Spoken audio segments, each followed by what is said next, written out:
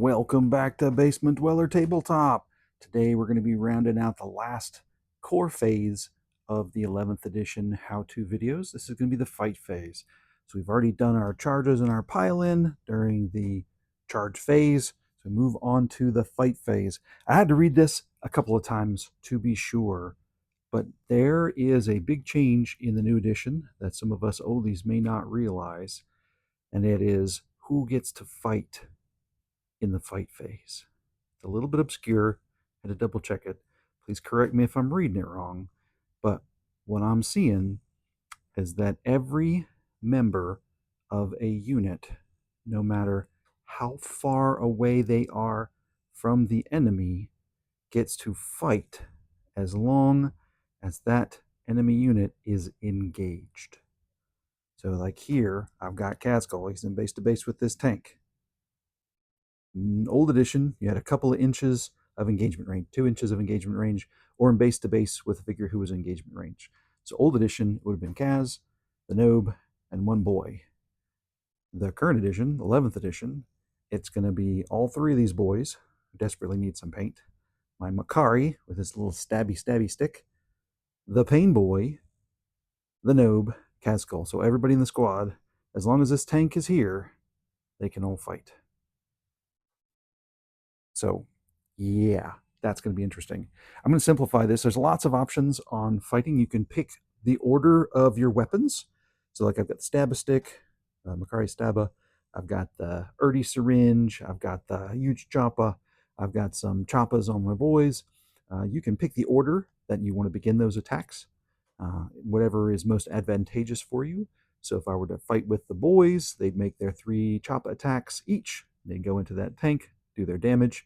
So you select the number of enemies you want to fight to.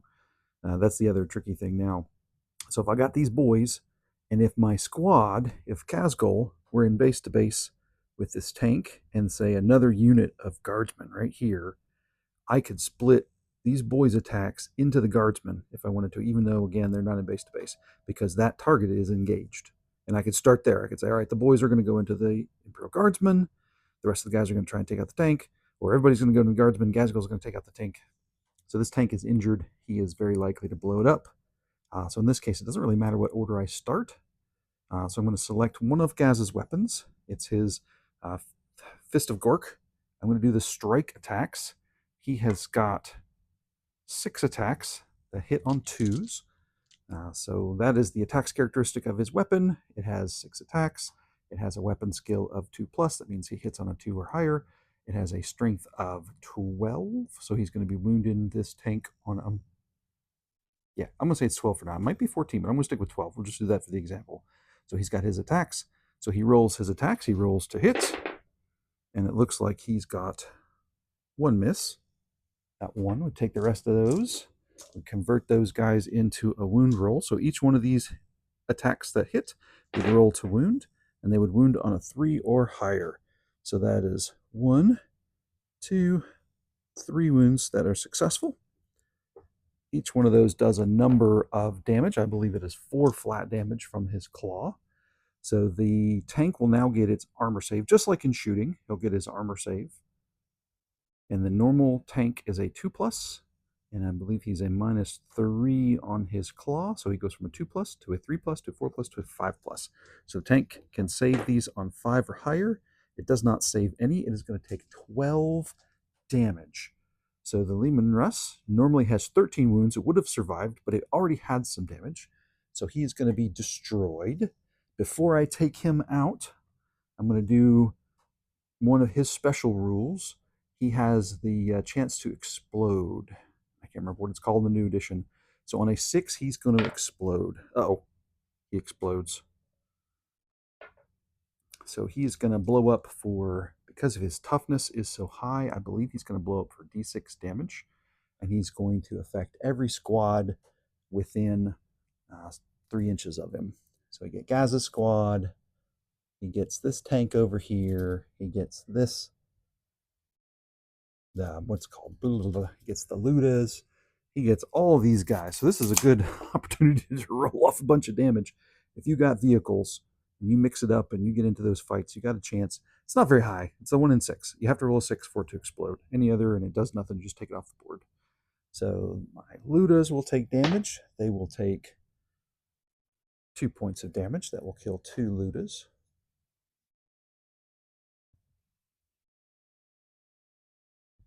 And then I've got this back squad of boys back here.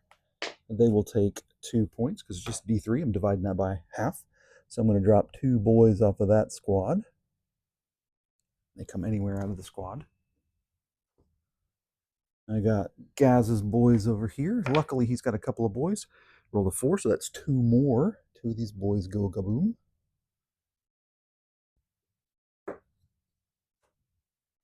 Gazgul squad has taken a beating.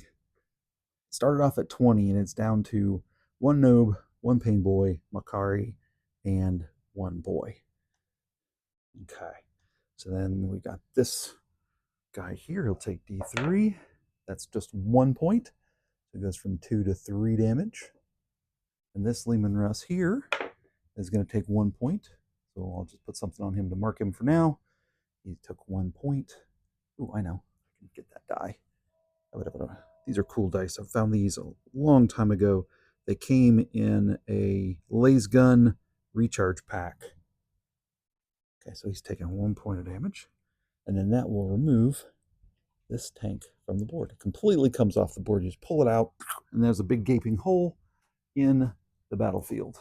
Why does that matter? Why does it matter? Why wouldn't we leave it for some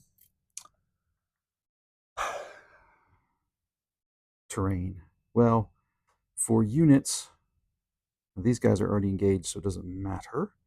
But for units, say if this squad was separated, they're now no longer engaged. They could do a pile-in move in the next portion, so we get all through all the fighting phases. All the fighting phases done. These guys would be able to do a pile-in and then do another what's called a overrun fight. But they're still engaged with the Sentinel. The Sentinel had been destroyed too. They could have piled into this tank. So right now, I'll just leave these guys alone. That's one of those weird abilities that only occurs if you have an enemy, or they don't go 5, they go 3. They can do consolidate into an enemy and fight. They did an overrun, they can move 3. 3, 5. There's a couple of different rules that pop up every now and then that are easy to mix up. So there's some complexity in the new game that we're all learning. So that is Kazgul's fight phase, and he just blew up a tank. Literally blew up a tank. Took out a bunch of boys in the process. Did a little bit of damage to these other tanks over here. So that is the fight phase. The only other thing that happens now is because he has destroyed his opponent, we go into the consolidation. So you do all your pile-ins together. So like every unit across the board. I've got a couple of squads over here. These guys have already done their pile-ins. These guys have already done their pile-ins. His squad did their pile-ins. This squad did their pile-ins. So all the pile-ins happen first. Then you go in and do your fighting. So now that the fighting is complete, so that fight phase stuff is over, this guy would now do his consolidation move since he's no longer in hand-to-hand. So he can move up to 3 inches to consolidate into a enemy unit. So you have, in the old rules, you had choices. In the current rules, there's some regulations. So if you are consolidating at the end of your fight phase and you no longer have an opponent, you have terrain nearby and enemies nearby. If your enemy is within that consolidation range, you've got to go after the enemy. If there's terrain within consolidation phase or consolidation range, if there's no enemies in consolidation range, you can go to the terrain. But because there's an enemy within consolidation range, Gaz has got to move up. So now he is engaged to this. They're such a happy couple. He's engaged with this tank. I need to glue his base on. So that is combat phase. You got your select your opponent, you do your damage, and then you consolidate. And that's the end of the fight phase. So that's the last core phase of the game. The only thing else is the end phase, and we'll talk about the end phase in the next video. That one's going to cover things like scoring and actions and some of the other stuff that we didn't cover in the main rules. And that's it. I hope you guys understand how to play Warhammer after this. That's the goal. I want everybody to be able to play and have fun with the new edition. All right, have a great day.